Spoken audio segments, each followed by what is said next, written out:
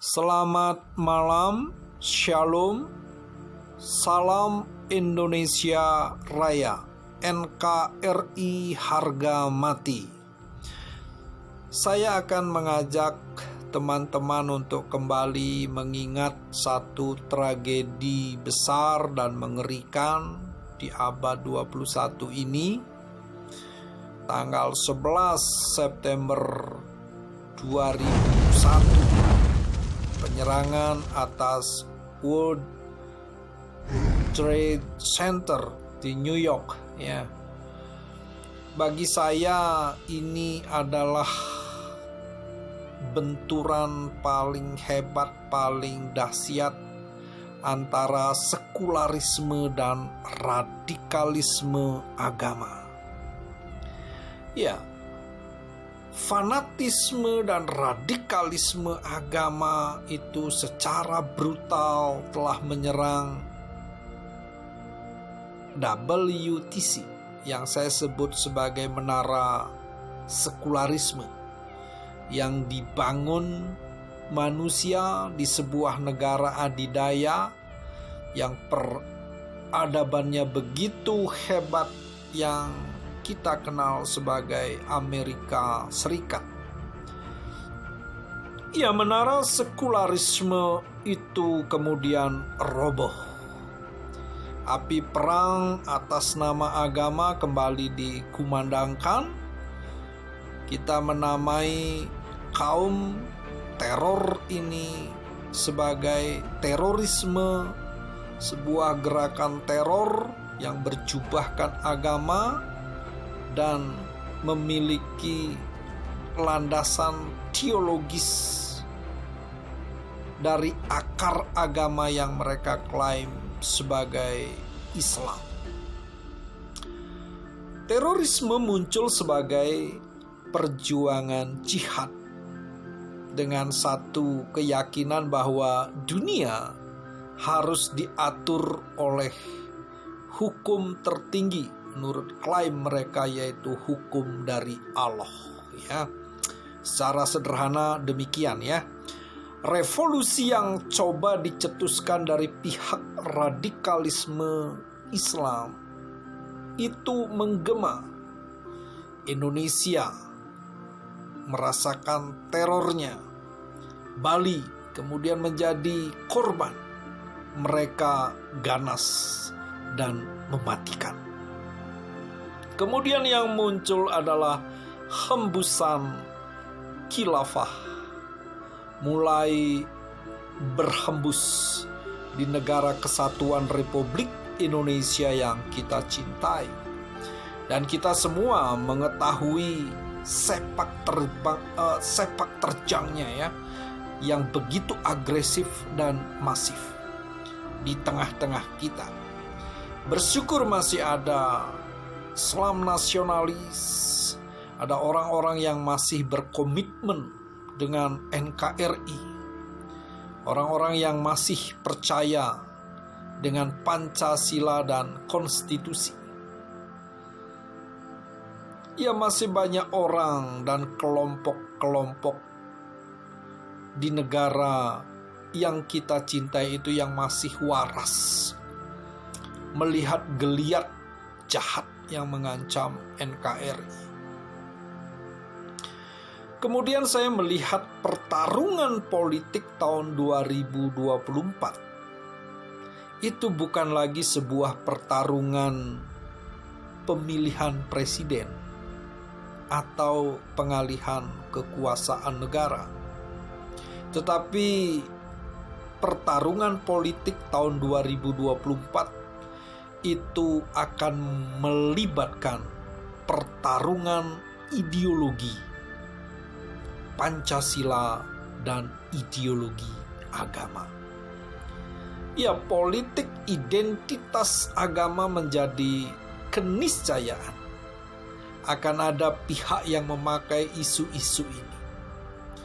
Ya, sudah bukan rahasia lagi jika Negara Kesatuan Republik Indonesia ingin diubah menjadi khilafah.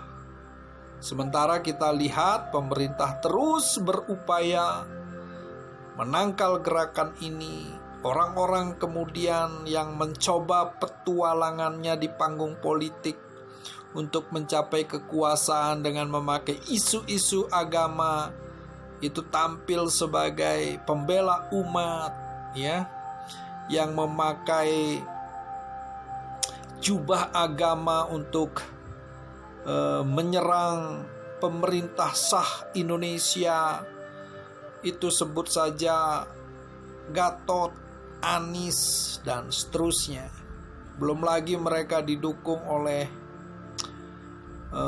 ustadz-ustadz radikal yang masih bergentayangan di negara Kesatuan Republik Indonesia, di mana yang hatinya busuk itu menghembuskan bau busuk yang demikian menyengat, dan itu terus mereka mengumandangkan perpecahan, mengumandangkan fanatisme agama, dan kita saksikan itu hampir setiap hari di media-media YouTube dan seterusnya.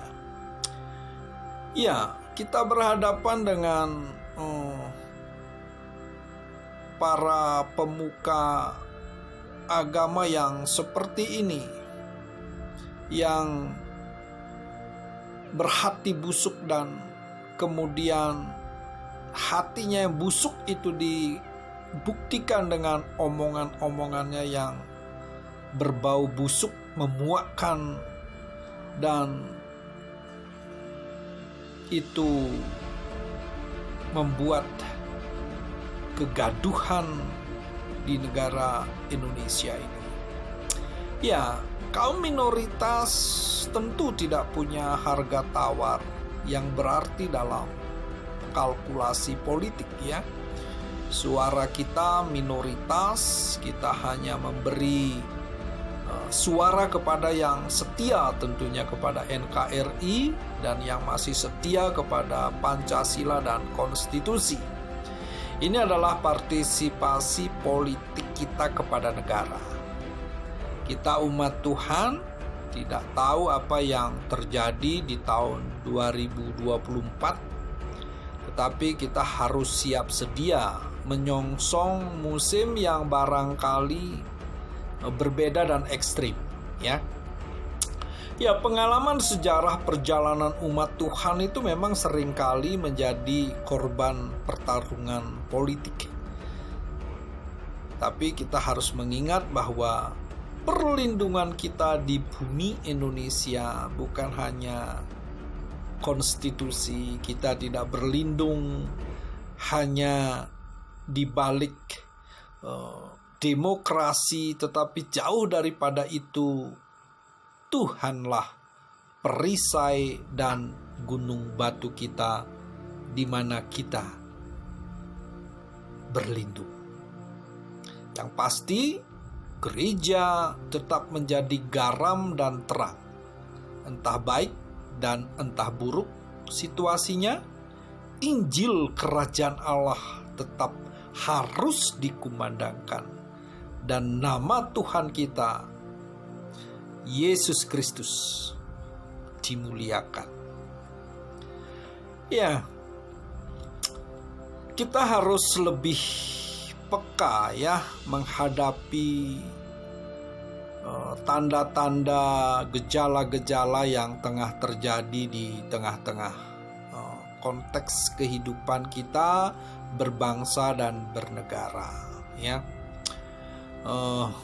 Gereja, umat Tuhan, anak-anak Tuhan harus siap sedia menghadapi situasi paling sulit, karena kita harus tahu sejarah kelahiran gereja, perjalanan gereja itu selalu Tuhan izinkan menghadapi situasi-situasi ekstrim, sulit, dan itulah yang harus kita hadapi kita tetap kuat, semangat di dalam memberitakan Injil Kristus bersama dengan Tuhan. Kita harus sampai kepada garis akhir di mana kitalah sebagai pemenangnya.